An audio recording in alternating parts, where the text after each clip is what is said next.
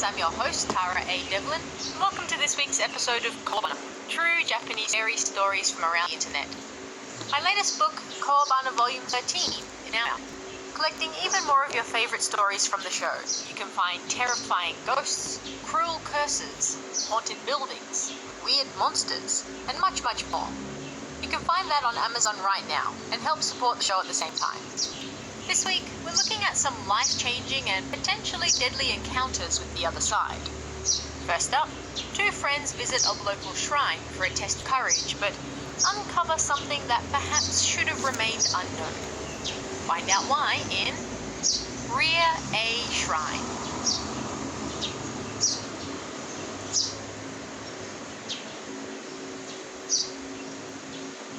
This story is about a strange test of courage I experienced with my younger brother at a shrine early one morning.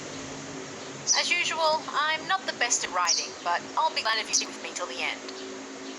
I believe I was in my final year of junior high at the time. I'm watching a ghost special on TV with my brother, so it was right in the middle of summer. You know, when those specials tend to end. Spirits tend to gather in places where there used to be wells in the past, the guest spirit medium said. Of course, I thought they were no doubt a fake, but my younger brother bought right into it. Hey, why? He was only 1 year younger than me, so he addressed me simply by my name. That's pretty interesting, don't you think? Huh? I replied. There's a shrine called A near the school, right? And behind that is another shrine they call Earache.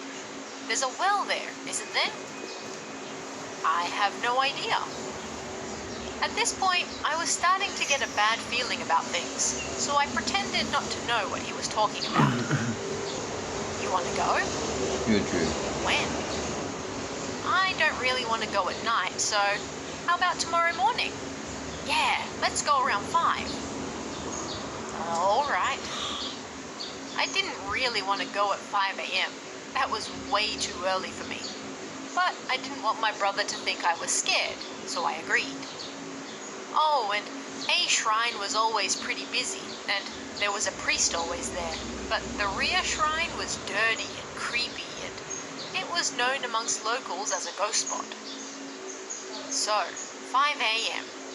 I was sleepy, but I managed to get ready. I like to carry a good luck charm with me when I do stuff like this. I then had to shake my brother awake. You know, the one who suggested we go this early in the first place. And then we started towards Earache Shrine. Hey, why? My brother said. What? Apparently Earache Shrine is the most dangerous in the morning, so be careful, okay? What the hell? This guy chose the most dangerous time on purpose without telling me? To reach the Earache Shrine, first you had to go through the main shrine. I thought the priest might already be out cleaning, but we didn't see anyone there. I didn't know whether a well would actually be there or not, but my brother led the way, so I followed. According to that spirit medium on TV, and my brother, wells in old Japan used to be popular locations for people to end their own lives. But the ground at the bottom of a well is soft, so you don't die instantly. Instead, you die slowly and in great pain. That's why it's so easy for grudges to accumulate in them. Ah, it's over there, my brother said, stopping and pointing at something. All I could see was woods. He moved on. I couldn't see it from a distance, but as we got closer, I saw there was a round empty space behind bushes. And in the center of that, just like my brother said, there was a well. There was a half-broken lid on it, and on top of that, there was a stone with Shinto palms attached to it. My first impression was that this place was dangerous. Looking at ghost photos was kind of an indirect fear, but this time, it was right in front of me, for real. Not only that, looking closer, there were 12 to 15 Jizo statues surrounding the well too. They were also broken, probably because they were so old. I wanted to get away from there as quickly as possible. I grabbed the charm and even the prayer beads in my bag, then tried to grab my brother to pull him away. But I don't know whether he was being stupid or a fool or what. But either way, he was trying to move the stone. Why? This is heavy. Help me. Hey, let's get out of here. Right now. But he didn't want to run. Then he slipped his hands off the stone and looked at me with a troubled expression on his face. No, I might have gotten a little carried away. This is bad. Huh? My stomach twisted and the air felt terribly dry, despite the fact it was the middle of summer. I froze on the spot. Hey, what are you doing? Come over here right now. Suddenly, I heard a voice yelling from behind us. At that, my brother and I both ran. We ran and ran and ran, and when we finally emerged from the bushes, there was a monk. The monk asked us what we were doing, and we told him it was a test of courage. We came during the morning because we were too scared to do it at night. My brother told him that he thought he dropped something important near the stone, which was why he was there. But at any rate, the monk told us to never go near there again and let us go.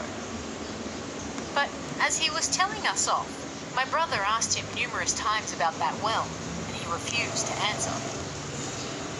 He was dead set about us not going near that well. It has to be the real deal, my brother said on the way home. And it's been a while since I've made anything that intense.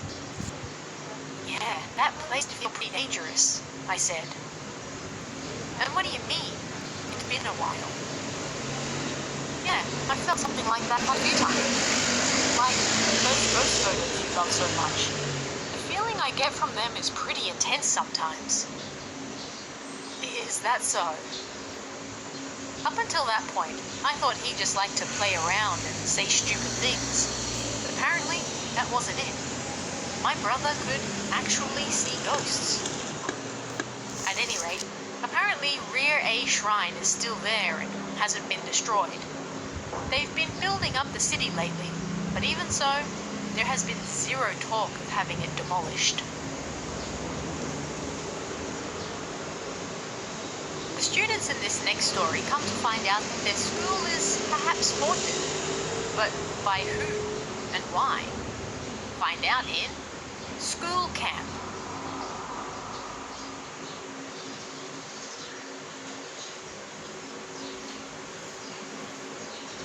This is my first time here.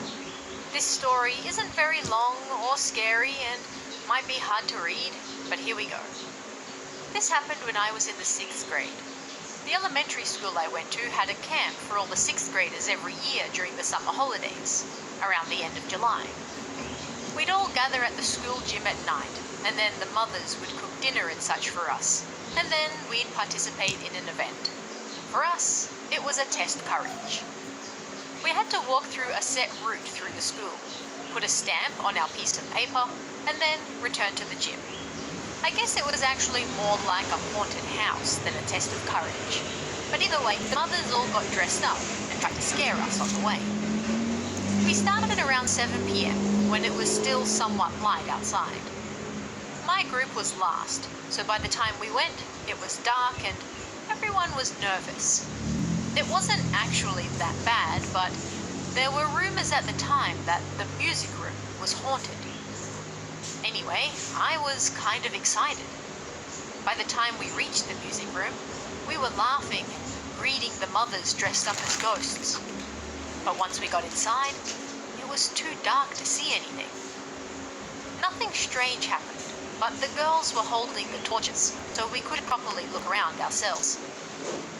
After visiting several classrooms, we returned to the gym, and then we all sat down to eat watermelon, sweets, and ice creams. Once we were done, it was time to get ready for bed.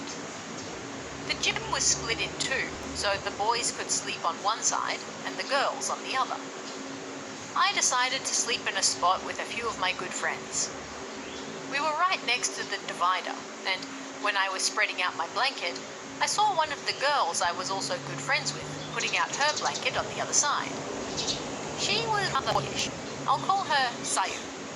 So none of the other boys had any problem with her sleeping there. The lights in the gym went out and we were all excited chatting. Around midnight, a boy, I'll call him Liu, who claimed he could see ghosts, suggested that we tell scary stories. We were all excited, and then Sayu said she was going to play Hitori Kakurembo in the toilets around 3 a.m. So we got swept up in the mood and said we'd join her. We told stories for a while, but then Sayu turned to look at the stage in the gym. "What's wrong?" I asked her. "I can see a woman in white," she said. Apparently, Sayu could see ghosts too.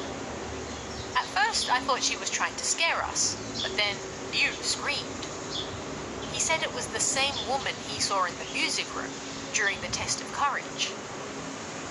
I was a little worried that the ghost might have followed us. I could vaguely see something, but other than Sayu and Liu, nobody else could see anything. "It's because we didn't ask permission during the test of courage," Liu said, and I got even more worried. "Before you enter a haunted house or such, you need to ask the spirits permission first, or they get angry," Sayu said. By that point, everyone was trembling. "Sayu, if there's a ghost, I don't think you should play that game alone," one of the trembling boys said. Liu agreed. Sayu looked upset, to which the boy begged her with tears in his eyes. "I don't want you to die or get hurt, okay?" And so, reluctantly, she agreed. She had already prepared the stuffed toy, salt water,